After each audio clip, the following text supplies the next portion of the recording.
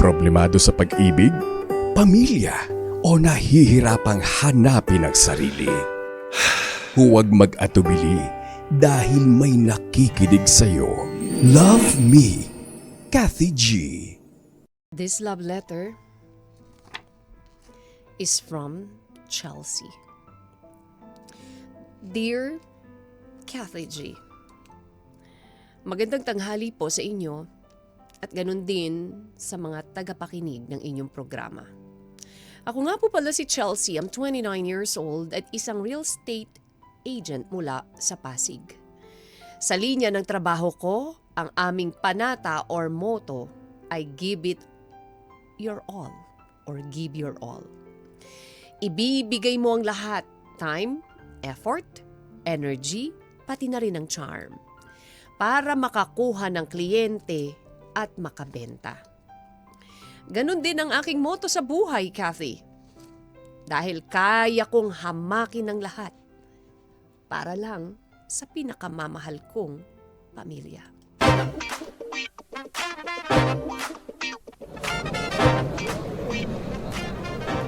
Hi, ma'am. Baka po gusto niyo ng bagong bahay. For sale po ito. Hindi. Hindi ako interesado. Ang mahal-mahal niya. Naku, ma'am. Hindi, very affordable po. Actually, may open house po kami ngayon. Baka po pwede ko kayong ma-invite for a quick house tripping. Malapit lang po rito, ma'am. Makulit ka, miss. Ayoko nga sabi. Hindi ko afford mga ganyang bahay. Pero ma'am, kasi... Ay, nako. Ang kukulit talaga. Good day. Hi, ma'am. Narinig ko po na mamahalan kayo sa mga unit namin. Oo, kaya pwede ba? Tingilan niyo na ako, please. Naku, ma'am. Mali po kayo ng pagkakaintindi nyo. Akala mo lang sa unang tingin, mahal ang mga units namin. Pero kung susubukan mo lang magtanong, naku, magugulat ka at masasabi mo na, ay, mura pala, afford ko pala. And kaya, ma'am, I'm here at your service. Para sabihin, afford na afford mo to, ma'am. Itataya akong trabaho ko. Hindi ka po mapapahiya and magte-thank you ka pa. Sus, totoo ba yan? Baka niloloko mo lang ako, ha? Si ma'am naman, walang tiwala. Tingnan mo ako sa mukha, ma'am. Gantong mukha ba, ma'am, manloloko ng isang magandang sexing babae para lang makabenta? Ganito na lang, ma'am. Kapag natapos ako mag-present sa inyo at hindi ka natuwa, magre-resign ako, ma'am. Sige nga, samahan mo na nga ako sa showroom niyo para makita ko. Kung di ka lang pogi at mapilit eh. Si ma'am talaga, sexy at maganda, oh. Teka lang. Wait, Ernest. Saan mo dadalhin si ma'am? Ako yung una nag-invite sa kanya eh. Sorry, Chelsea, ah. As you can see naman, sa akin gustong sumama ni ma'am, di ba? Tara po, ma'am.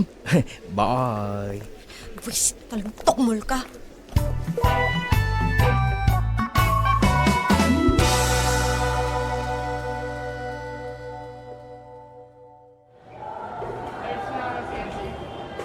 Wisit na Ernest yan?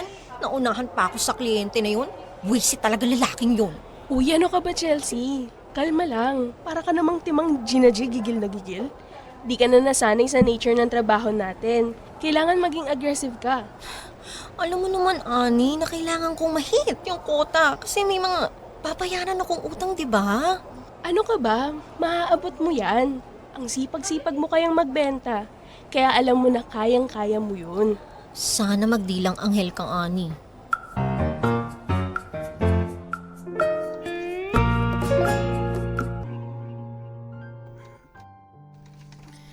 Kathy G, na mga panahon na yon, hindi ko hinangad na ma-promote ako or tumaas ang aking posisyon.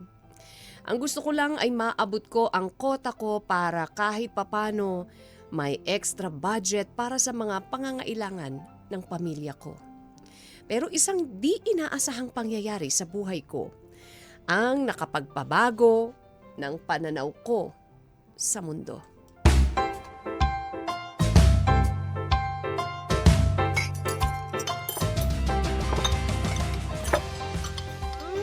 Grabe, ang sarap talaga ng luto mo, Nay. Gusto ko nga sana mag-diet kaso di ko magawa sa sarap ng mga niluluto mo, Nay. Nako, ikaw talaga, Chelsea. Di ka naman mataba. Magda-diet ka pa. Kumain ka lang ng kumain, anak, ha? Alam mo ba, Isa yan sa nagustuhan ng tatay niyo sa akin noon, yung niluluto ko sa kanya. Aba, wala nang ku-question sa galing mo magluto, Nay. The best kaya. Alam mo, doon sa kinakainan namin malapit sa office, parang walang mga lasa yung luto. Minsan, sobrang alat pa. Naku, bata ka, siniraan mo pa. Hayaan mo na, Nay. Totoo naman eh. Sige na. Kumain ka lang ng kumain dyan, nak, ha? Kuha lang ng tubig. Nay, okay ka lang, Nay? Wala na, nak. Nahihilo lang ako. Sigurado ka ba, Nay? Oo, okay na. Nay! Nay, ano nangyari sa'yo? Nay! Nay!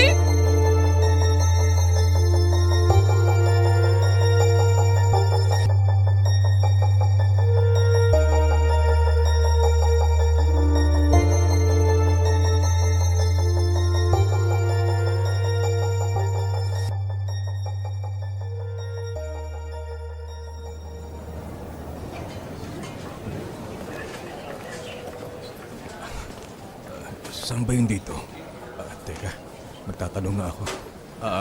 Nurse, saan ba yung emergency room? Diretso ho kayo sir dyan, tapos kaliwa po. Maraming salamat, nurse. Walang anuman po.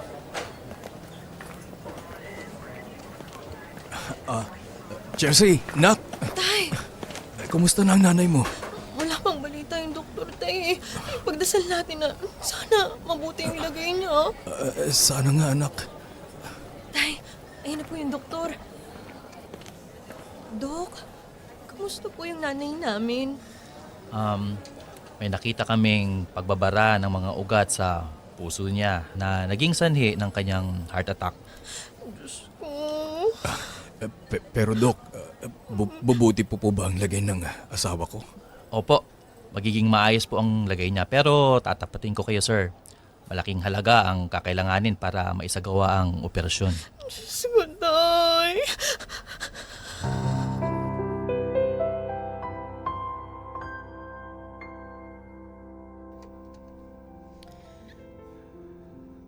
Kathy G, hindi ako nagpakita ng kahinaan kahit nakikita ko ng binalot na ng kalungkutan at nawawala na ng pag-asa ang aking pamilya.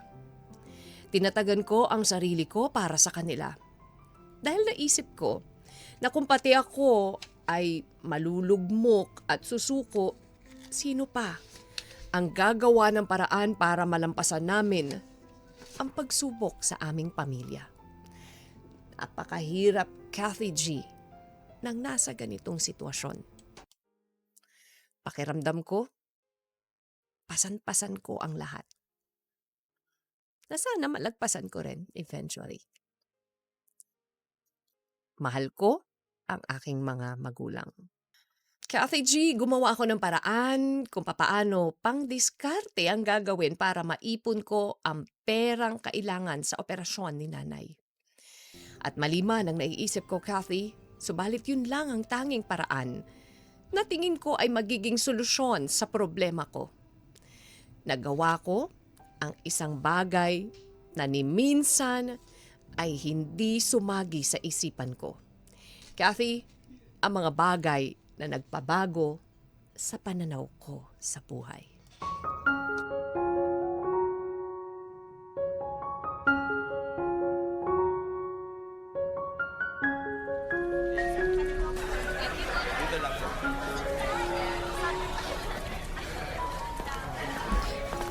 Sir Carlo?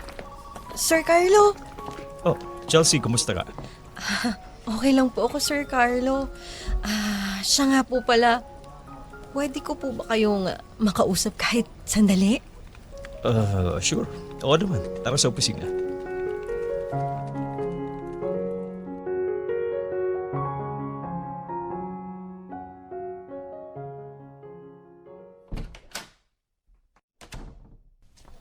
Maupo ka, Chelsea. Thank you, sir. So, what brings you here? Pansin ko mukhang balisa ka, Chelsea, ah.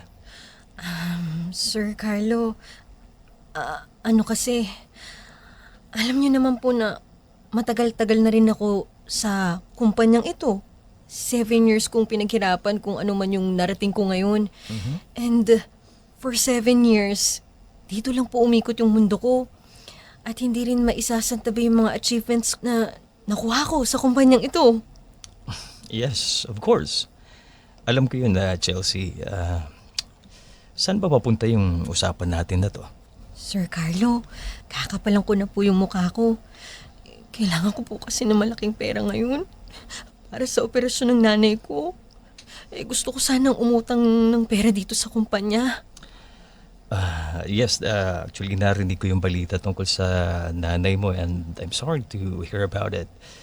Naiintindihan kita, Chelsea, kung bakit mo nagagawa ito. At sa totoo lang, mabuti na rin na ikaw na yung kusang lumapit. Salamat, Sir Carlo, Chelsea, kaya kitang tulungan dyan sa problema mo. Pero may isang bagay ka na kailangang gawin. Po? Ano po yun, Sir Carlo? Sabihin niyo lang kahit ano gagawin ko. Madali lang to, Chelsea. Gawin mo lang lahat ng gusto ko. Po? Ang sabi ko, gawin mo lang lahat ng gusto ko. Kung hindi malinaw sa'yo, didiretso na kita. Have sex with me. Ano? Hindi, sir. Hindi kailangan ganun. Hindi. Akala ko ba gagawin mo kahit ano? Kahit ano, sir, maliban sa... Shh! Madali lang naman to, Chelsea. Sir Carlo. Sumunod ka lang sa gusto ko. Sir Carlo.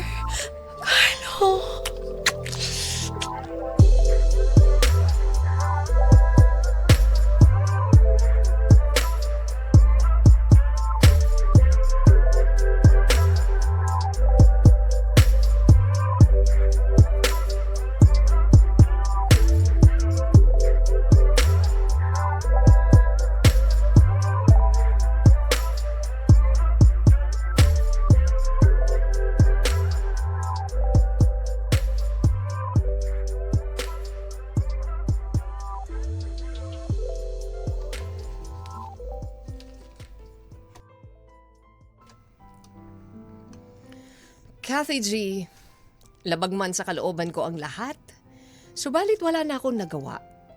Nandidiri ako sa sarili ko pagkatapos ng lahat. Pakiramdam ko ang dumi-dumi ko dahil sa nangyari, Kathy G. Ang tanging itinatanim ko na lang sa isipan ko ay ginagawa ko yon para sa pamilya ko. Sinasabi ko sa sarili ko na ang gabing yon ay bangungot na magdudulot naman ng kaginhawaan sa aming pamilya. Pero ang hindi ko inaasahan, ang perang ipinangako ni Sir Carlo sa akin ay hindi nakarating. Ang sabi niya, itatransfer niya agad sa account ko. Pero lumipas na ang ilang araw, Kathy. Linggo ay wala pa ring pera na dumating sa akin. Hanggang sa nagulat ako na mali pa ang kwento na kumakalat sa trabaho. Kathy G, pinilit ko raw si Sir Carlo na may mangyari sa aming dalawa kahit ayaw niya dahil pamilyadong tao daw siya.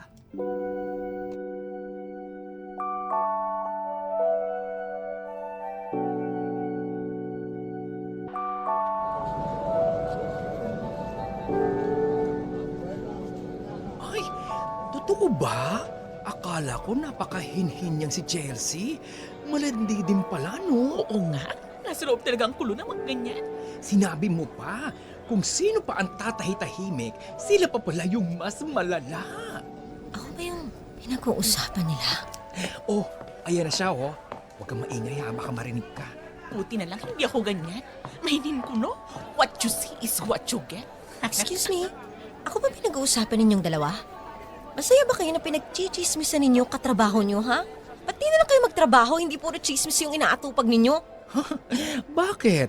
Hindi ba totoo ang kumakalat na chismis na pinasok mo sa office at may nangyari sa inyo ni Sir Carlo? Oh, inanahimik ka kasi totoo. Totoong inakit mo si Sir Carlo para sa malaking halaga. Tinakot mo pa siya na idedemanda mo para mabigay agad sa yung pera. Ano? Hindi totoo yan! Sino nagsabi sa inyo? Hindi ganun yung nangyari! Ang santa-santita dyan, kung makaarte ka dyan, kala mo napakalinis mo. Tara na nga, umalis na tayo dito, baka magaya pa tayo sa kanya. Mabuti pa nga. Tara na.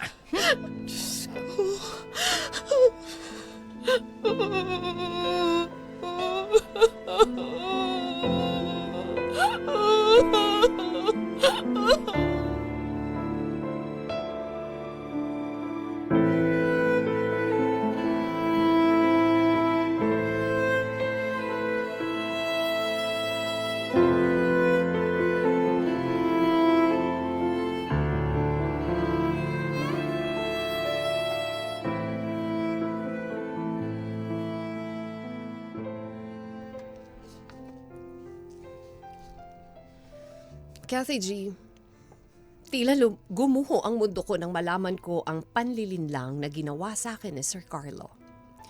Nahulog ako sa patibong ng kanyang pagkatukso. Hinayaan kong samantalahin niya ang kahinaan ko nang hindi ako nanlalaban sa pag-aakalang tutuparin niya ang pagpinag-usapan namin. Dahil lang sa hangad kong kumita ng malaki, Kathy G, ay pumayag akong ibigay ang dangal ko bilang babae.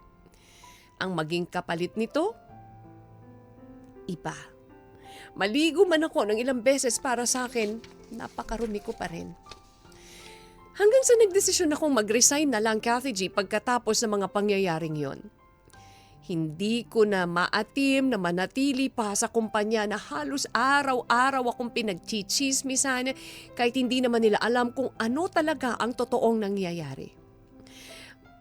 Mabuti na lang at natulungan kami ng isang organization na tumutulong sa mga pamilyang walang kakayahan para may paggamot ang isang pasyenteng may malubhang sakit. Kahit papano, Kathy G, gumaan ang loob ko. Ang kaunting ipon naman ay nagamit ko para tustusan ang mga pangangailangan ng pamilya ko sa pang-araw-araw. Pero hindi ko alam kung hanggang kailan at kung saan ito aabot. Ang hirap ng pinagdaraanan ko, Kathy G. Hanggang dito na lamang po ang aking liham at sana may napulot po kayong aral sa aking kwento. Minsan, Kathy, napapatanong ako, natutulog ba ang Diyos? Bakit kaming may hirap ang nagsasuffer ng todo-todo? God bless you and more power to your station. Lupos na gumagalang, Chelsea. Love Me, Kathy G.